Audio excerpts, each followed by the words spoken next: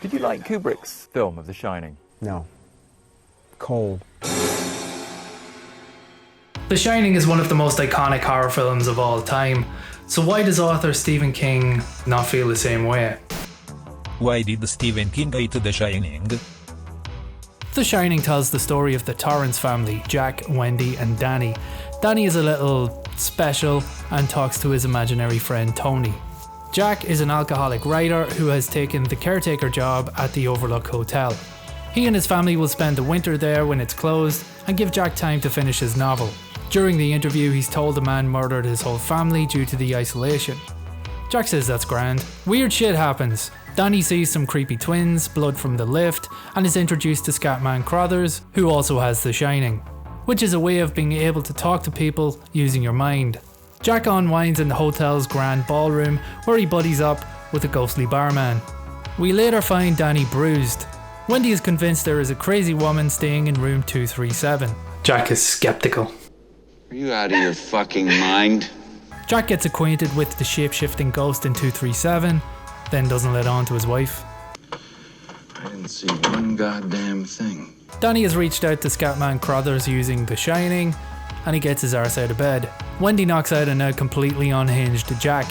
She locks him away but finds out that Jack has sabotaged any way for her and Danny to communicate with the outside world or escape. There's the red rum scene, the Here's Johnny scene, the bear scene. Scatman Crothers shows up and gets the axe. Jack pursues Danny through the hedge maze. Danny tricks Jack, who dies in the snow. Wendy and Jack escape, and the last shot in the film shows a group picture in the ballroom from 1921, and Jack is seen in the picture.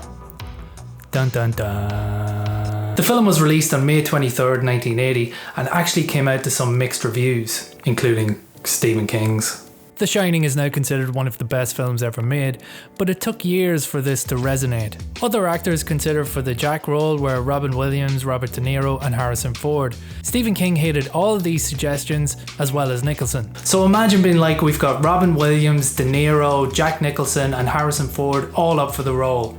How cool is that? And Stephen's like, nah man, that's not cool. That's not fucking cool at all. Alright, well, keep looking.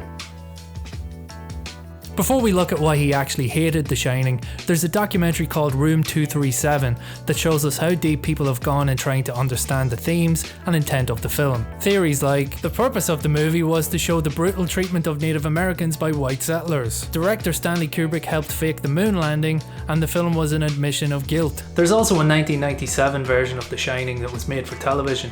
This one follows the book quite closely, and it's the one that King prefers. It's dangerous. You want to stay away from them. Each to their own. Lack of character development. King believes there isn't a real character arc throughout the movie, specifically with the Jack character. In the book, Jack Torrance starts out as a normal guy, and then has a real descent into horror and madness. He didn't like the casting of Jack Nicholson. King thought the casting of Jack Nicholson would detract from the film. They were now watching this star perform as opposed to watching Jack Torrance. This seemed to be the big reason why Stephen King hated The Shining. In King's mind, he thought the part would be better played by an everyman type actor and suggested Christopher Reeve. Superman. I don't know, that might distract some people. A lack of substance. Stephen King compared the movie to a beautiful car with no engine. In other words, it's all style and no substance. To him, the film was nothing but Stanley Kubrick's visuals. To be fair though, he said this quite soon after the film was released, and the film hadn't yet sank in with the public either, so maybe he feels differently now.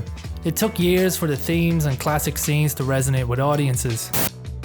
The portrayal of Jackie, too close to home. This one is purely speculation, but it relates to King's own personal demons, which he's always been open about. Jack's portrayal in the book mirrors that of King.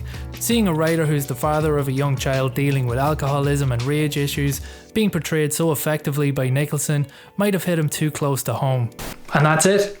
Stanley Kubrick's interpretation of King's book took the narrative in a different direction, effectively creating a new one not found in the book. And as I said already, King eventually did get what he wanted with the 1997 version. And that's it. That's the video.